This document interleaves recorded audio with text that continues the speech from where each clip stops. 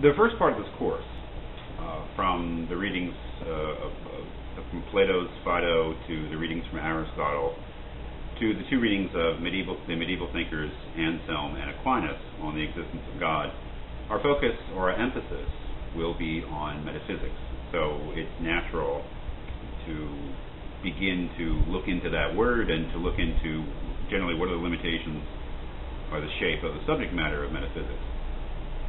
As we'll see when we get to the fourth week with Descartes, although we'll continue to be in the general subject of metaphysics, we'll have to start talking about this idea of epistemology, and I'll have some remarks for that part of the course.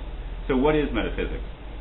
I don't think there's one authoritative answer to that question. I don't think that having one unique definition of the term will be very helpful either. I'm going to suggest two that might help us through these readings. The first is a notion of metaphysics which is very general, and the second is one that's a little bit more specific. And you'll see, I think that you would say in some contexts the one definition is more proper, and in other contexts the other definition is more proper. First, the more general definition of metaphysics. Let's say that metaphysics is the inquiry into the basic fundamental nature of reality. The inquiry into the basic or fundamental nature of reality. Let me give you a couple of examples. What is truly real? As we'll see, Plato seemed to answer that question about what was real, what was truly real, or what in our experience is it that is most real. And he had a certain answer to that, and that was ideas are real. Concepts, what he called the forms, universal ideas, are what is real.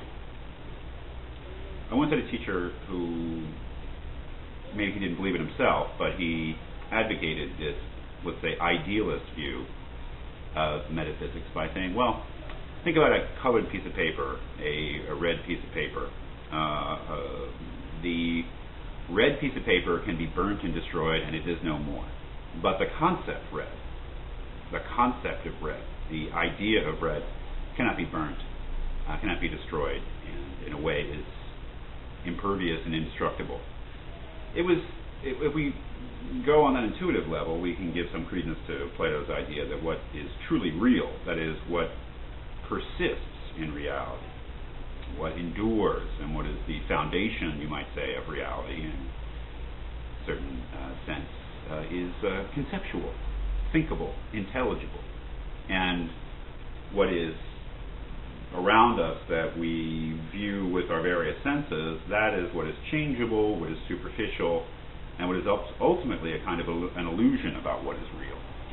That's to be an idealist, or a metaphysical idealist, generally speaking, using that term idealism in a certain way. Or one could be a metaphysical materialist, to say that what is truly real is what seems perhaps intuitively to be truly real, and that is what is physical.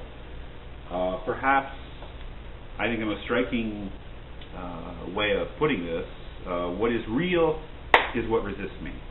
What is real is what I have no control over in terms of my will. What is real is the world of necessity, and that is the physical world, the material world. Sure, we must talk about ideas and concepts, but we could probably reduce such things to mental states, which we could reduce to brain states, which are physical states. And that's a continuing problem, obviously, but to say that what is material, what is physical, what is in nature and to some degree observable, that is real, is to take another metaphysical position. So we'll talk more about idealism and materialism and associated concepts and ideas as we go on. But I just want to give you a sense of that metaphysics as the basic structure of reality. Well, one could have an idealist metaphysics, which says that that reality has a certain structure which is ideal, or one could be a materialist in metaphysics and say that the basic structure of reality, the foundation of reality, is material or physical. The other sense of metaphysical might be best expressed by saying there are certain questions are metaphysical, certain specific questions. The philosopher Kant, who I don't think we'll read, but because Kant doesn't really fit into the way I want to teach this course, but he identified a certain set of questions which he thought could not be answered, he thought couldn't be answered, but were metaphysical questions. Does God exist? Does the world have a beginning in time?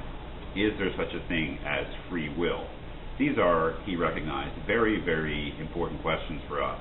They have to do with our natural curiosity about the most primary questions about the world around us. They have to do with, they're meaningful to us because a question of the existence of God or whether or not we are free is bound to have an effect on what we consider to be the meaning of our lives and the universe around us.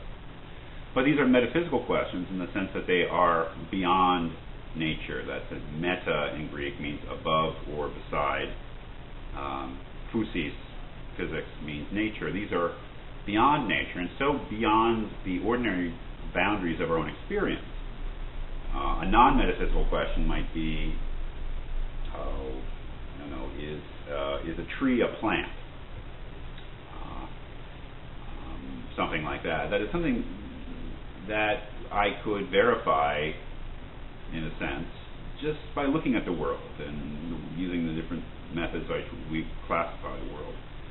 A decidable question, a question that does fall in with the realm of our ordinary experience, where the question, does God exist? Well, how would you definitively answer that?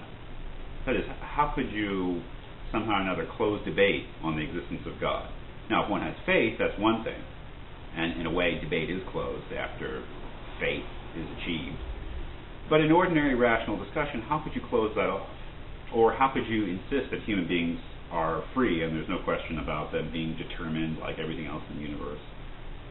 We come to have opinions about these things, and we can certainly come up with arguments to support our opinions and counter-arguments to other people's arguments to support the positions that we disagree with, but the notion that we could somehow decide these questions once and for all really just doesn't apply. They are metaphysical questions. So metaphysics is something we'll be reading about in the next, 8 weeks, but especially the first 3 weeks, and before we broaden our subject matter to include epistemology.